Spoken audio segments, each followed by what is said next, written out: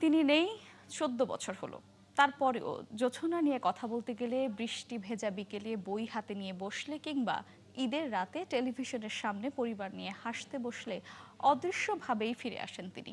হুমায়ূন আহমেদ বাংলা সাহিত্যের নন্দিত কথা সাহিত্যিক, যিনি কেবলই একজন লেখক ছিলেন না, ছিলেন একটি সময়ের ভাষা, একটি প্রজন্মের অনুভূতি আর বাংলাদেশের মধ্যবিত্ত জীবনের সবচেয়ে বিশ্বস্ত গল্পকার।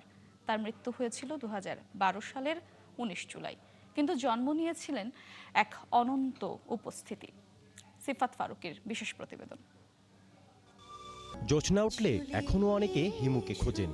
রহস্যের মুখোমুখি হলে মনে পড়ে মিসির আলীর কথা। ঈদ এলেই টেলিভিশনের পর্দায় ফিরে আসে পুরনো নাটক, বইমেলায় কেউ কেউ খুঁজে বেড়ায় তার বই। তিনি হুমায়ূন আহমেদ, বাংলা সাহিত্যে এক মুকুটহীন সম্রাটের নাম। তার লেখা যেন এদেশের দুপুরের রোদ, বর্ষার বৃষ্টি, গ্রামের মেঠো পথ, শহরের বারান্দা কিংবা মধ্যবিত্ত সংসারের নিত্যদিনের হাসি কান্নার মতোই স্বাভাবিক। নেত্রকোনায় বেড়ে ওঠা, পরে ঢাকা বিশ্ববিদ্যালয়ের শিক্ষক, তারপর একদিন কলম জিতে নিল শ্রেণীকক্ষকে। নন্দিত নরকে থেকে শুরু, এরপর আর থামেননি।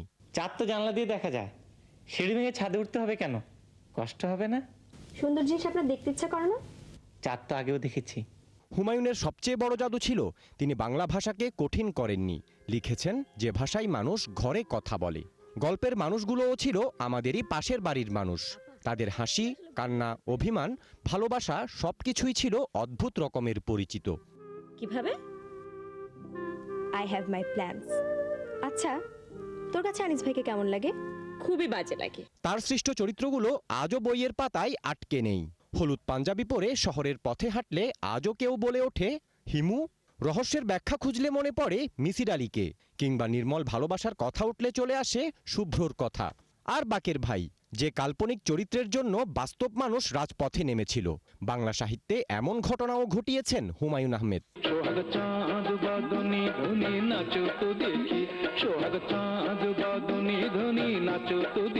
দেশের টেলিভিশন নাটকের ভাষাও বদলে দিয়েছিলেন হুমায়ূন। এই সব দিনরাত্রি, বহুব্রীহি, আজ রবিবার, কোথাও কেউ নেই, এসব নাটক শুধুই বিনোদন নয়, হয়ে উঠেছিল একটি সময়কে ধারণ করা জীবন্ত দলিল। কাল রাতে আপনার গান শুনে খুব ভালো লেগেছিল।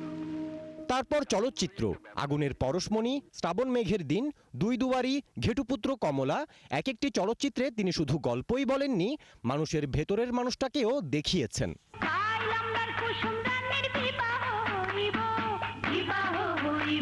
২ শতাধিক গ্রন্থ, অসংখ্য নাটক, চলচ্চিত্র, গান, এ যেন একটি মানুষের জীবনে যতটুকু সৃষ্টিশীলতা ধারণ সম্ভব তারও অনেক বেশি।